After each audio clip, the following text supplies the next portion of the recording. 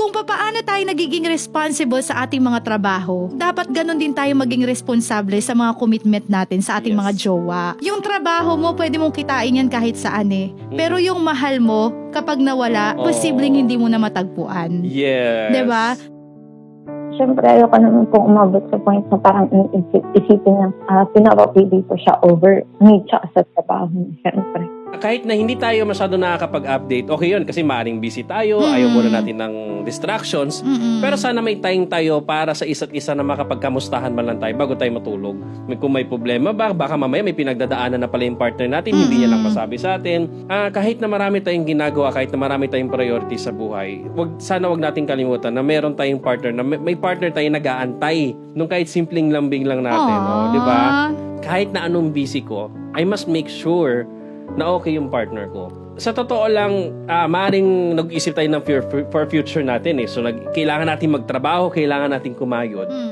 Kaya lang, hindi natin pwedeng alisin sa isipan natin na merong tao na nag-aantay kasi sa atin. Na merong, kasi You're in a commitment. You're in a commitment na kahit na hindi muna natin priority yung relationship natin, responsibility mo pa rin na i-check kung okay yung partner mo eh. Yes. Kung umiiwas ka na sa mga mahabang conversation, bumabati ka na lang, parang pinapakita mo lang sa kanya na nag-e-exist ka. Pinapakita mo, pero hindi mo pinaparamdam na nag-e-exist ka. Di ba? Kapag ang lalaki talaga na medyo nawawala na yan ng interest sa pakipag, something's wrong na yan eh. Hindi yan normal. Lalo na kung matagal nang nangyayari yan, hindi yan ate normal. Di ba? Kahit ako nga, busy ako maghapon, kailangan i-make sure ko na makakapag-chat ako kay na sobrang pagod ko ngayong araw, pero wag mong kakalimutan na mahal kita. Yung mga words of affirmation ba? Naka naman. Diba? Gusto yun ng mga babae. Yes, yung bago man lang ba kayong pumikit, kahit na katabi mo yung partner mo, kahit na magkalayo kayo, yung magkatabi nga, nag-uusap na kamusta yung araw mo, di ba?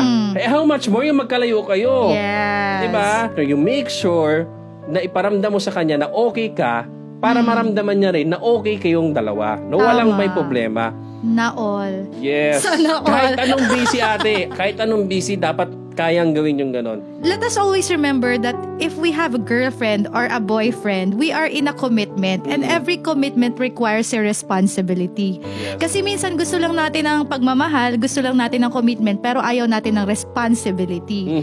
'Di ba?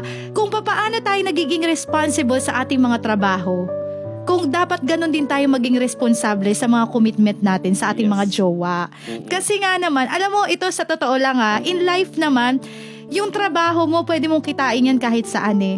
Pero yung mahal mo, kapag nawala, posibleng hindi mo na matagpuan. Yes. Diba? Para saan ka ba nagtatrabaho? Sa totoo lang. Diba? Why are you working? Why are you desiring for promotion? For your future. For your future. And not just for your future, but for your loved ones. Gusto mo makapag-provide sa kanila ng magandang buhay, pero aanhin mo yung promotion, aanhin mo yung magandang trabaho. Kung pag-uwi mo sa bahay mo, wala na dun yung mahal mo sa buhay. True. Hindi sana may mili tayo between career and love, but we have to be responsible in every way. So either you're a girl or a boy, katulad nga ng sinabi mo, Pat, hindi rin natin pwedeng dahilan na pagod tayo sa trabaho para mawalan tayo ng time sa ating mga kasamahan or sa ating jowa, kasi nga it's a responsibility because it's a commitment, and it's a commitment because you love that person. Yes.